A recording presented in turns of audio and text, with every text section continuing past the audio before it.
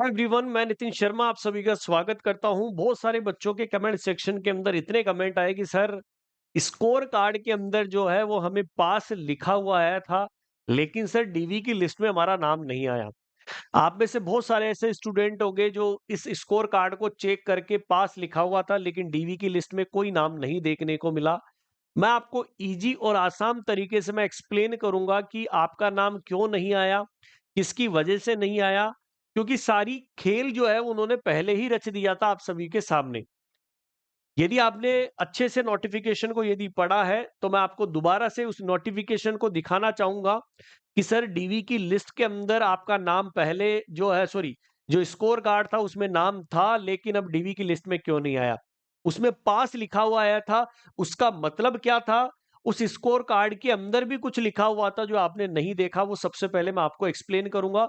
इस वीडियो को सभी लोगों तक शेयर कर दीजिएगा। आपको चिंतित हो रहे हैं ज्यादा, तो सबसे पहले मैं उस नोटिफिकेशन के ऊपर जाऊंगा जो नोटिफिकेशन इन्होंने सबसे पहले जारी किया था। बिहार सरकार ने स्टाफ नर्स के लिए पदों पर नियुक्ति के लिए विज्ञापन जारी किया गया था। स्टाफ नर्स के लिए, है ना। टोटल अच्छा, टोटल पोस्ट कितनी थी, ठीक है, ये भी मैं आपको बता दूं। सबसे पहले बहुत सारे के डाउट ही ये आ रहा है कि सर टोटल जो पोस्ट थी, नंबर ऑफ टोटल सीट थी 11,379, लेकिन डीवी के लिए कितने बुलाए गए, 9,700 जो है 39। इसका मतलब सर और कहाँ गए, है ना, यस या नो। अब सबसे पहले मैं आपको बता देता हूं कि यहां पर इन जनरल इंट्रोडक्शन को मैं छोड़ूं, ठीक है, मैं जनरल इंट्रोडक्शन को छोड़ रहा हूं। पेज नंबर आप चलिएगा 7 या 8 के ऊपर। एक सेकंड रुकिएगा, ये देखिएगा, ये देखो, थोड़ा सा नीचे की तरफ चलूंगा। ऑनलाइन एप्लीकेशन के बाद में चयन के बारे में इन्होंने पूछा था, ये देखिएगा। आपको थोड़ा सा मैं जूम कर दूं, देखिएगा। चयन की प्रक्रिया की जो सिलेक्शन की जो प्रोसेस यहां पर आई गई है, वो एग्जाम और एक्सपीरियंस के आधार पर काउंट होगी। जिसके अंदर क्या बोला था कि 25 नंबर आपको जो दिए गए हैं वो एक्सपीरियंस के, ठीक है, और 75 जो नंबर दिए गए हैं वो सीबीटी के। तो टोटल 100 मार्क्स का ये पेपर हो गया। अब नीचे की तरफ चलो दोस्तों, एक चीज बहुत अच्छी लिखी थी इन्होंने जो आप लोगों ने देखी नहीं। पहले मैंने वीडियो बनाया था तब भी मैंने एक्सप्लेन किया था, क्योंकि ये चीजें हम देखते नहीं है नोटिफिकेशन में अच्छे से। अभ्यर्थी द्वारा लिखित प्रतियोगिता परीक्षा में प्राप्तांक के लिए उक्त परीक्षा में प्राप्त कुल अंकों का प्रतिशत 0.75 के गुणक से गुणा करके अवधारित किया जाएगा। मान लो कि आपका जो स्कोर कार्ड आया था, ये देखिएगा दोस्तों, सिंपल सी चीज मैं बताऊं कि जब आपका स्कोर कार्ड आया था तो ऐसा स्कोर कार्ड आया था, ठीक है, जिसमें फुल मार्क्स 100 थे। आपको प्राप्त कितने हुए, 57, और नॉर्मलाइजेशन 56.50। तो यहां पर आप सभी लोग बोल रहे हैं कि सर मेरे 50 50 50 लिख के और मुझे पास कर दिया गया था। यही था आपका, यही था आपका जनरल क्वेश्चन, यस या नो। अब इन्होंने क्या बोला कि 0.75 से जो आपके पास जो मार्क्स आए हैं उसको आप क्रॉस मल्टीप्लाई करोगे 57 इंटू 0.75 से। देखना कि जब आप 57 को जब क्रॉस मल्टीप्लाई करोगे 0.75 से, तो आपके कितने मार्क्स आ गए, 42.75। कितने आ गए, 42.75 मार्क्स आए। क्या ये चीज आपको समझ में आई। तो ये टोटल मार्क्स हुए हैं। अब देख लो, अब मैं चलूंगा उसके ऊपर जो रिजल्ट आया था, उसके ऊपर भी मैं कट ऑफ के ऊपर जाऊंगा। ये देखिएगा कट ऑफ, जनरल की जो कट ऑफ थी वो कितनी गई है, जनरल के लिए, मेल कैंडिडेट के लिए या जनरल के लिए 40.79, लेकिन महिला के लिए 39.18। इसी तरीके से ईडब्ल्यूएस के लिए 39.90। सभी योग्य अभ्यर्थी आमंत्रित एससी एसटी ईडब्ल्यूसी के अंदर आए, ठीक है, सेम आ गया। बीसी की जो कट ऑफ गई है वो 31.13 गई है। बाकी जो पिछड़े डब्ल्यूबीसी है, ठीक है, वो 27 पॉइंट कितनी गई है, 25 गई है। देन यहां पर सभी योग्य अभ्यर्थी आमंत्रित, मतलब यहां पर एससी एसटी और ईडब्ल्यूसी को तो ले लिया सभी को ऐसे ही, ठीक है, लेकिन जनरल और ईडब्ल्यूएस और साथ में बीसी और डब्ल्यूबीसी, इन दोनों की जो है वो कट ऑफ डिसाइड हुई।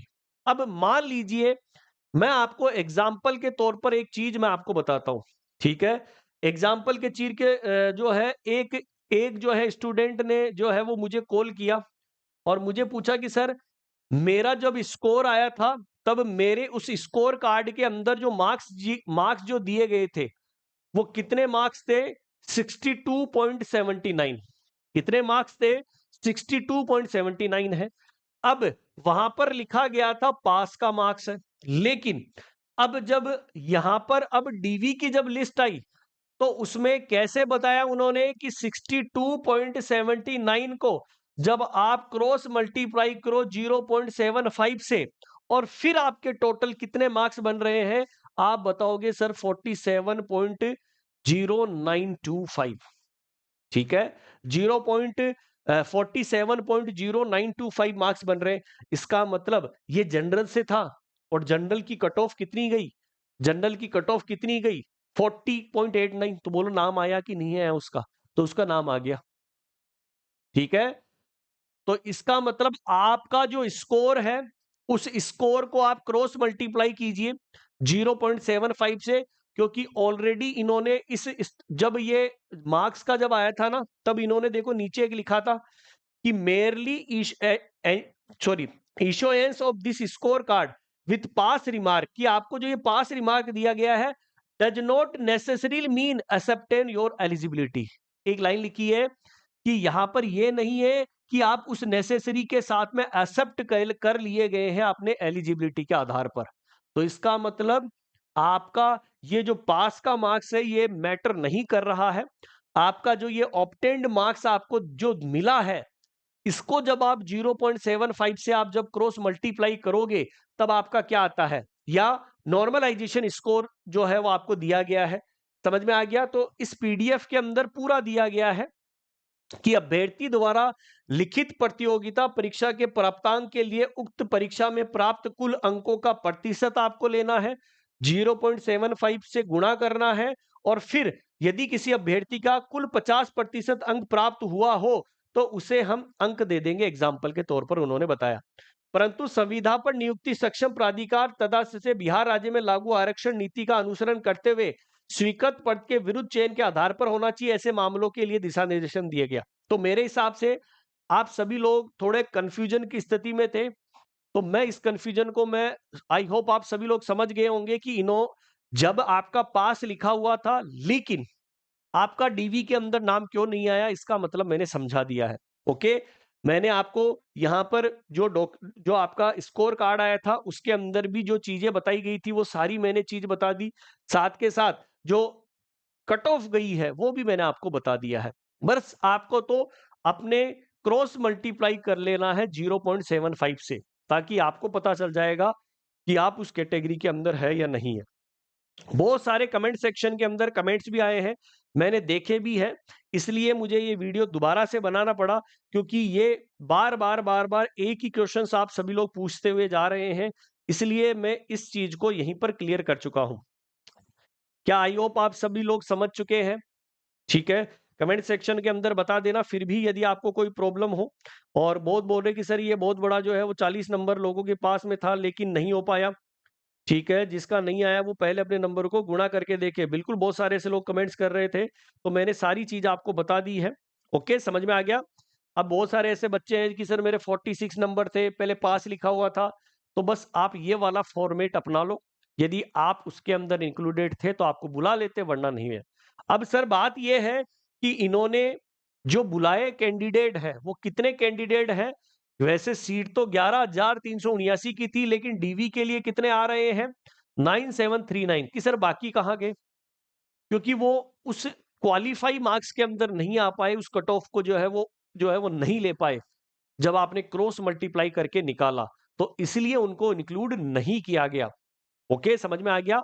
अब यदि सीट खाली रहती है तो मे बी चांसेज है कि वेटिंग लिस्ट इसकी आए, और वेटिंग लिस्ट के लिए जो है आपको इंतजार करना पड़ेगा जब तक ये फाइनल जो लिस्ट है वो नहीं आ जाती। इसलिए आप लोग इस चीज को ध्यान में रखिएगा, मैंने इसको क्लियर कर दिया गया है, सभी तक शेयर कर देना, परेशान होने की जरूरत नहीं है, क्योंकि डीवी के अंदर नाम था, सॉरी जो है स्कोर कार्ड के अंदर पास था लेकिन डीवी के अंदर नहीं आया। ओके, आई होप समझ चुके होंगे। फिर भी यदि आपको कोई डाउट है आप कमेंट सेक्शन के अंदर कमेंट कर दीजिएगा, मैं आपकी बात को सहमति के साथ में एक्सप्लेन दोबारा से कर दूंगा। ओके, सभी को ऑल द बेस्ट दोस्तों।